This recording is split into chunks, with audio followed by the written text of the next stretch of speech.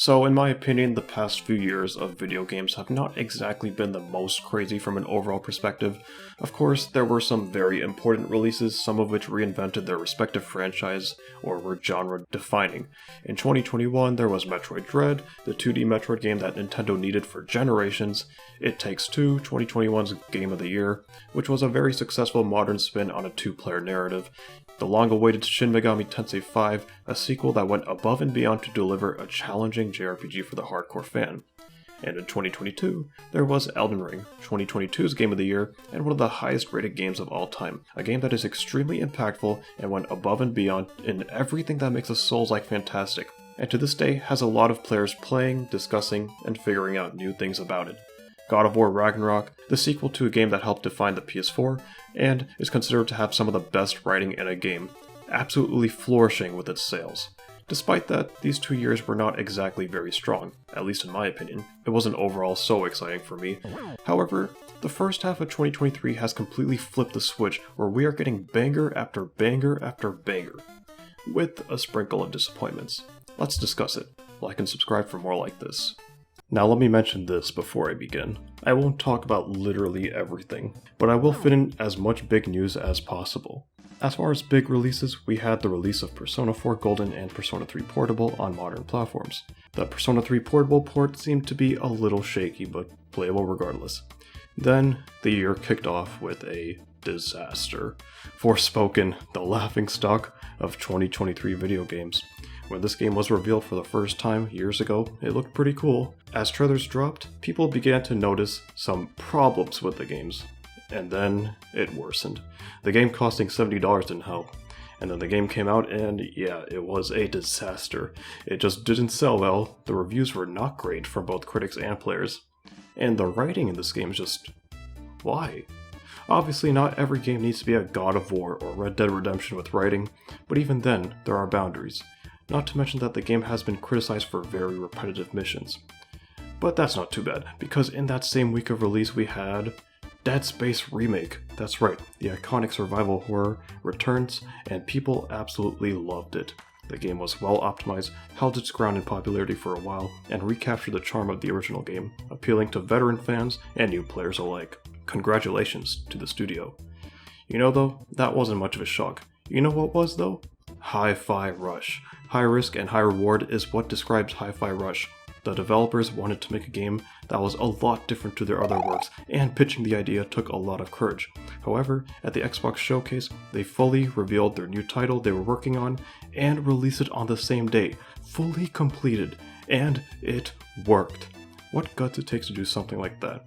Hi-Fi Rush is fresh, original, is for those who love rhythm, and for those who love beat-em-ups. In February, things shaked up a bit. Metroid Prime Remastered finally dropped and it was a success, becoming critically acclaimed just like the original. I hope to play it sometime. The real big deal of February though is Hogwarts Legacy, which was teased for a very long time, and it came out and it showed up. This game did phenomenal both with its reviews and receptions and sales and its overall innovation. You just know damn well that they're going to make a sequel to it. This is the game that its franchise needed so long because looking at the other titles from Harry Potter, they didn't really seem to do that well and are not that memorable. But yeah, Hogwarts Legacy, crazy. Definitely one of the best games of 2023. This will definitely be a nominee for Game of the Year. Super Nintendo World opened to the public in Universal Studios Hollywood in Los Angeles.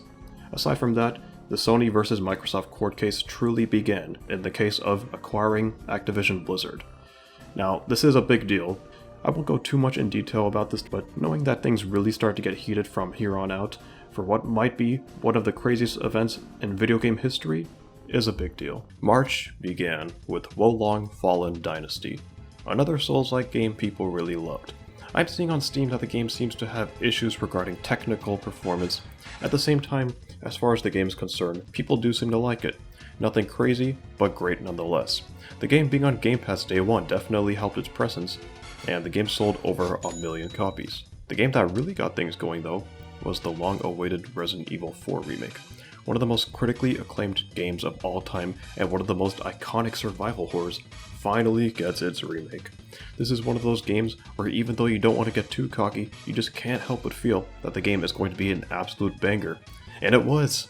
The game properly paid homage to the original while reinventing itself. This remake sold over 5 million copies and continues to have a lot of players currently playing. From this point on, people did begin to notice the trend of remakes and remasters in games. Speaking of a remake, The Last of Us Part 1 Remake releases on PC. With the recent patches, it seems that the game is working well. Honestly, when they first revealed this remake, I wasn't so sure as to why they were doing this, because there already is a remaster that I think still looks great in 2023.